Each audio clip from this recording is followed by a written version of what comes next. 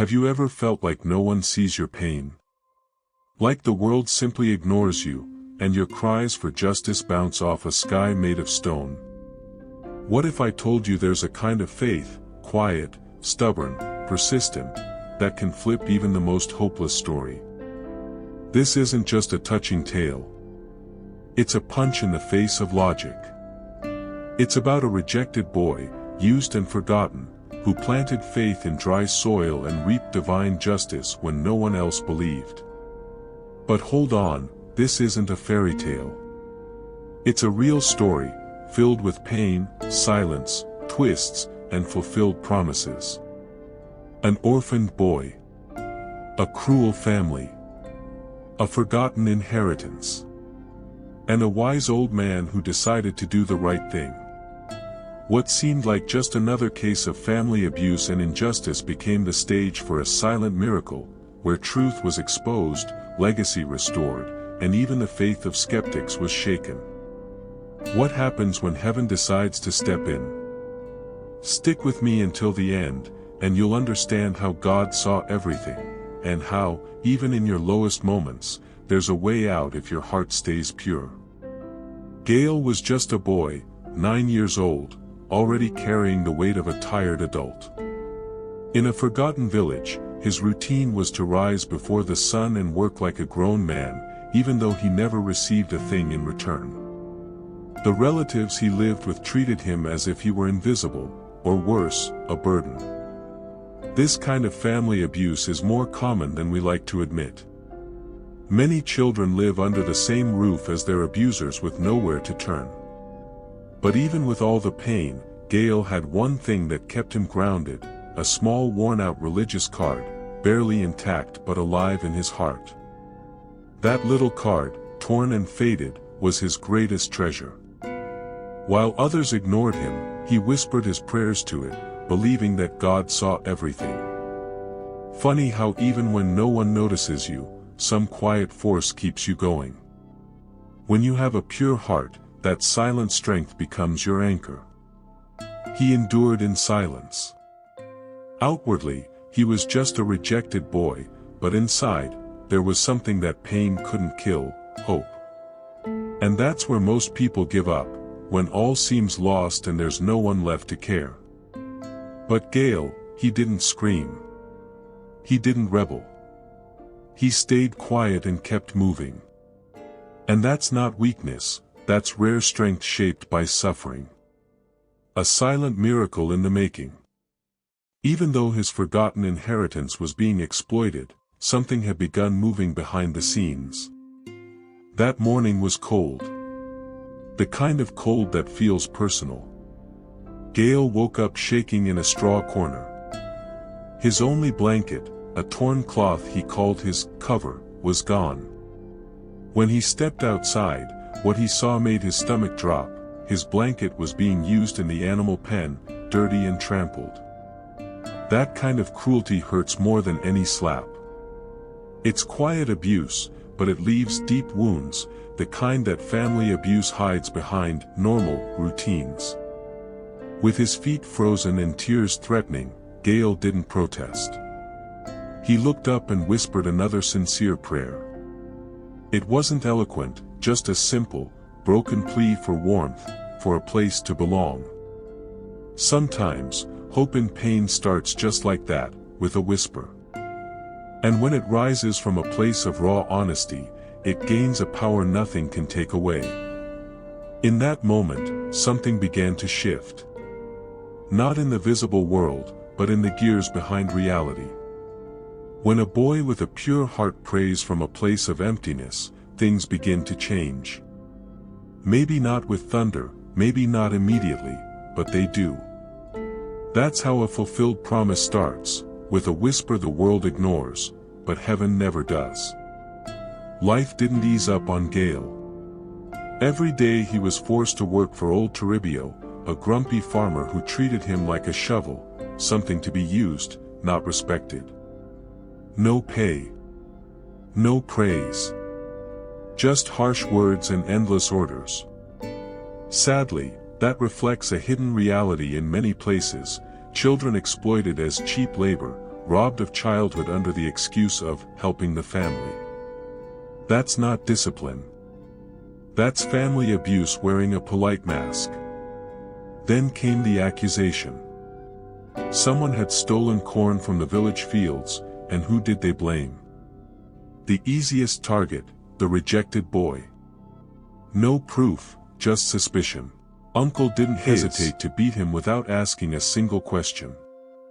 Gael wasn't just bruised, he was humiliated. And even though God saw everything, what hurt the most was feeling tossed aside again. But Gael, he did something bold. He left. He picked up his sack of treasures, the religious card, a heart-shaped stone, a golden button he'd found once, small things, full of meaning to a boy who had nothing. He left that house with no plan, only faith. What began as exile was actually the start of a silent miracle, still invisible to the world, but very real. The body breaks when the soul can't take anymore. After walking for hours, Gael collapsed in a dry wheat field. Dehydrated, hungry, burning with fever and heartbreak, he laid there, whispering a sincere prayer once more. Not even sure if it mattered anymore. But it did. Because sometimes, your lowest moment is when heaven leans in. That's when a silent miracle takes root.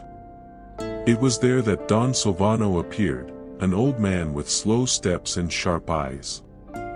He noticed Gael lying on the ground, knelt beside him, and gently asked his name. When Gael answered, Silvano froze. That last name, he knew it. Memories rushed in. He had known Gael's parents. They were honest people, full of dreams. The boy on the ground was not just a stranger, he was a living link to a forgotten inheritance. And at that moment, Silvano knew, this wasn't coincidence. It was a divine appointment. The kind of moment where pain and purpose collide. It was time to uncover just how deep the injustice went, and how far divine justice could reach. Under the shade of a tree, Don Silvano shared what he remembered about Gael's parents. Honest, hard-working people, respected by all. He recalled the day they bought a piece of land, proudly saying it was for Gael's future. But now, that very land was being exploited by the same uncles who had abused him. It was a legacy hijacked, a forgotten inheritance waiting to be reclaimed. Silvano's heart burned with righteous anger. Gael, mistreated and homeless, was the rightful heir to something valuable. But like many, he was kept in the dark by those meant to protect him. Silvano made a quiet vow then and there, he wouldn't let this go.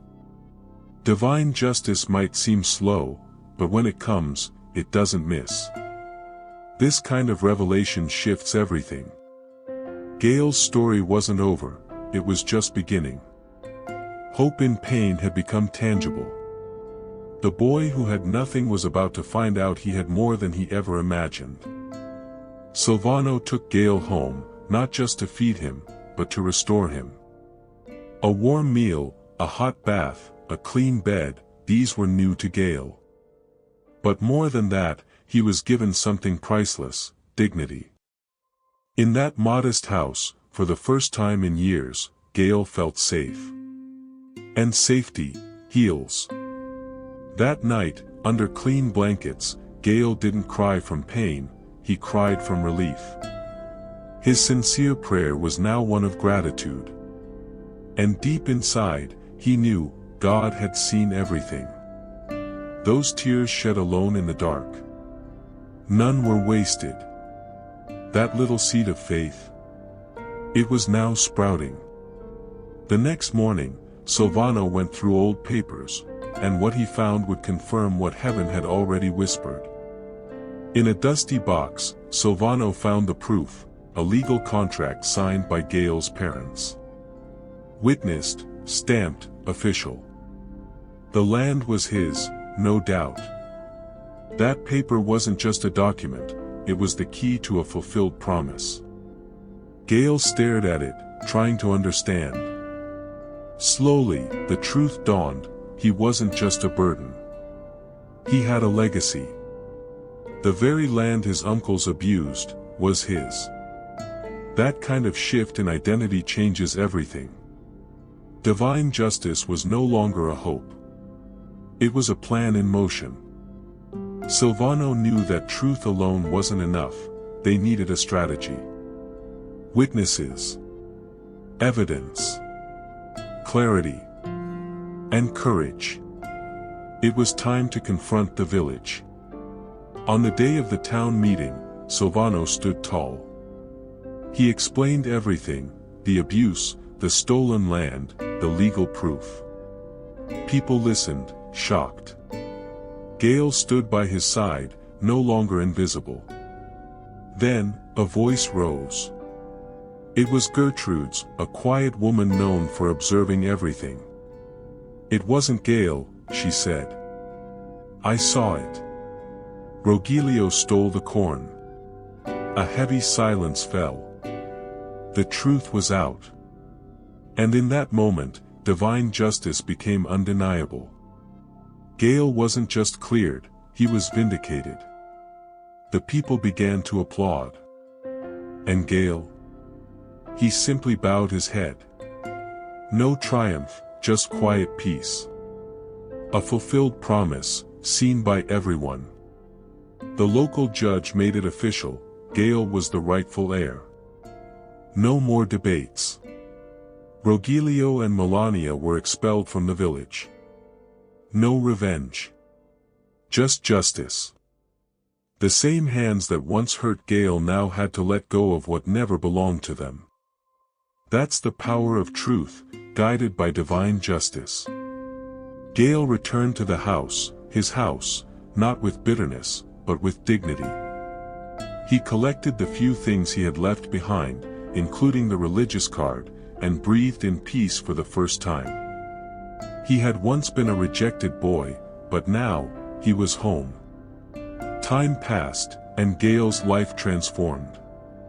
He now walked in shoes, studied the Bible, and slept peacefully at night.